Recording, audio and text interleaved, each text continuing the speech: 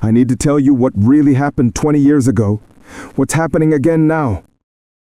But you need to know the truth about the morgue trial. I was 28, fresh attending physician, eager to prove myself. The medical school assigned me to supervise the morgue trial, their sacred tradition. First-year students enter alone, find the key hidden in a corpse's tooth, prove they're not squeamish, prove they belong. One at a time, I told the group of 12 first years. 15 minutes each. I'll be stationed right outside. Michelle Rodriguez was third in line. Bright smile, nervous hands. The morgue had no windows. Complete isolation was part of the trial. Students had to face their fears alone.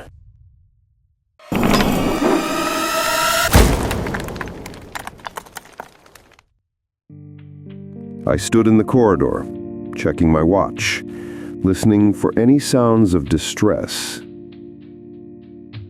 For the first 10 minutes, I could hear Michelle moving around. Methodical, professional, everything I'd taught them in orientation.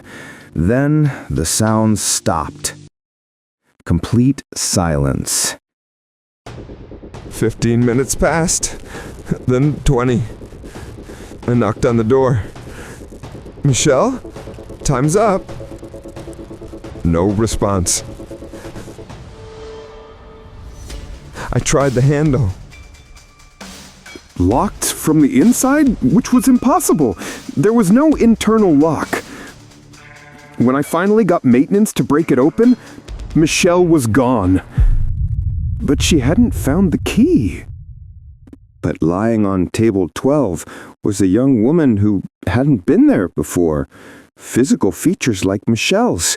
Same build, same hair, but a completely different face. And she was smiling. I reported Michelle missing. Search parties, police investigations, the works. But I never mentioned the new corpse. How could I? I was the supervisor, responsible for student safety. If something impossible happened on my watch, my career was over. The dean called it a tragic accident. Michelle must have panicked and fled through a service exit. The trial continued with enhanced safety measures.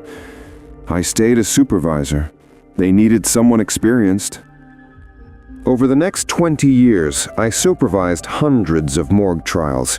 Most students completed them normally, but every few years, one would disappear. Always the same pattern. They'd stand at table 7, stare, then simply vanish. And always, a new corpse would appear. Same build as the missing student. Wrong face entirely. I tried to change things. Suggested computer simulations instead of real corpses. The administration refused. Tradition builds character, they said. Students need to face their fears. Each year, I'd stand before new first years and explain the trial. Watch their nervous faces. Wonder which one might not make it out. The guilt was eating me alive, but I was trapped. If I spoke up about the disappearances, I'd lose everything. My position, my reputation, my pension. And they'd just find another supervisor. At least I could try to protect students by being vigilant. I started keeping detailed records.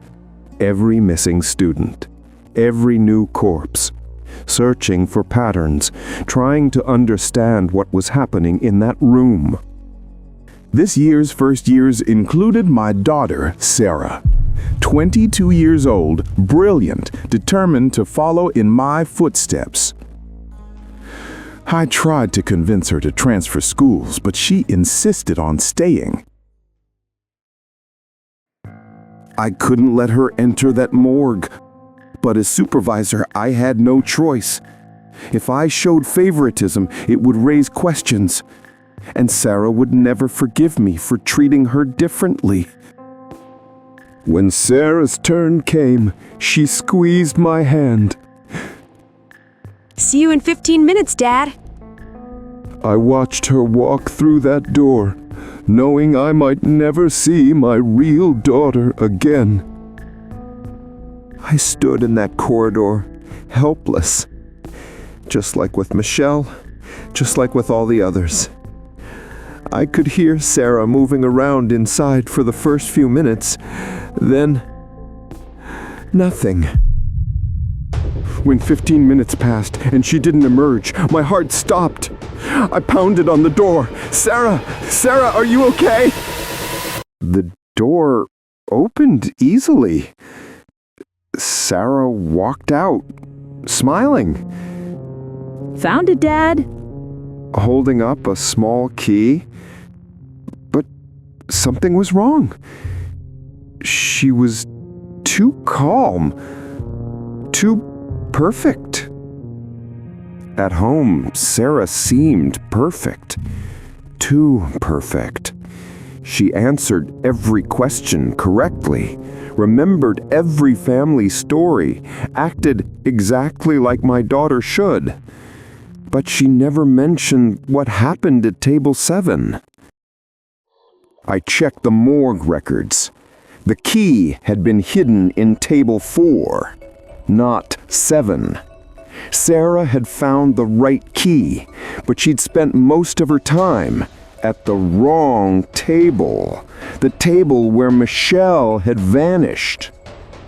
That night, I returned to the morgue alone. I had to see table 7 for myself. When I entered, the room felt different, wrong. The corpse on table 7 was new. Young woman, looked about 22. Same build as Sarah, same hair color, but a completely different face. The corpse's eyes opened.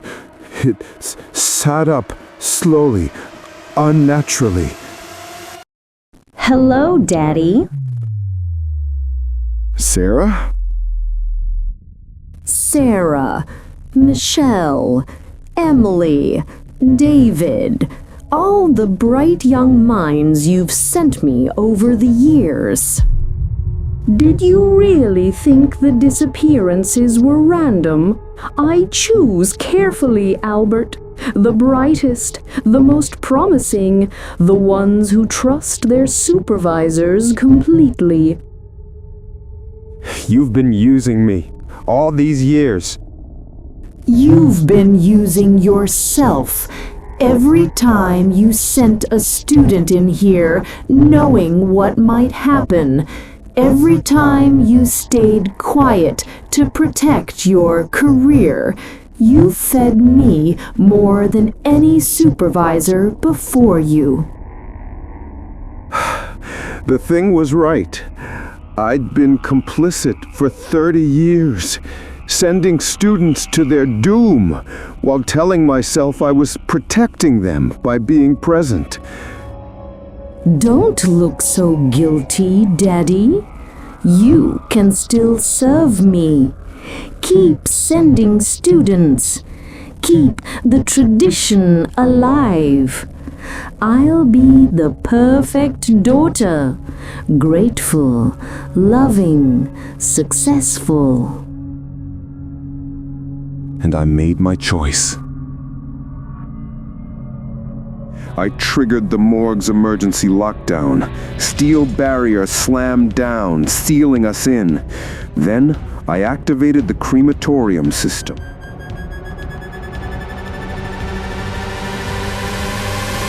What are you doing? You'll kill us both. I'm doing what I should have done 30 years ago. Ending this.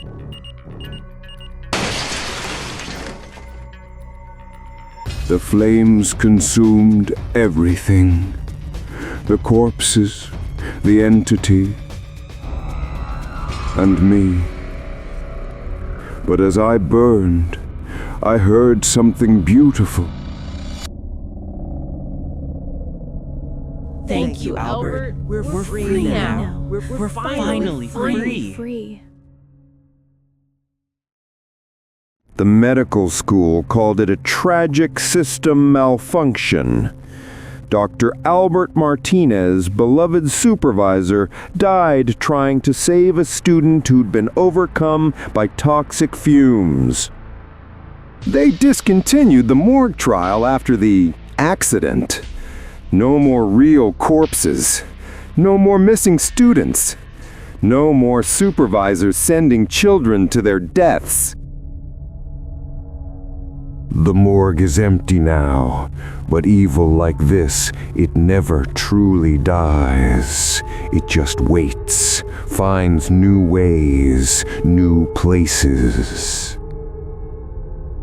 Somewhere else, in another hospital, another medical school, the trial continues.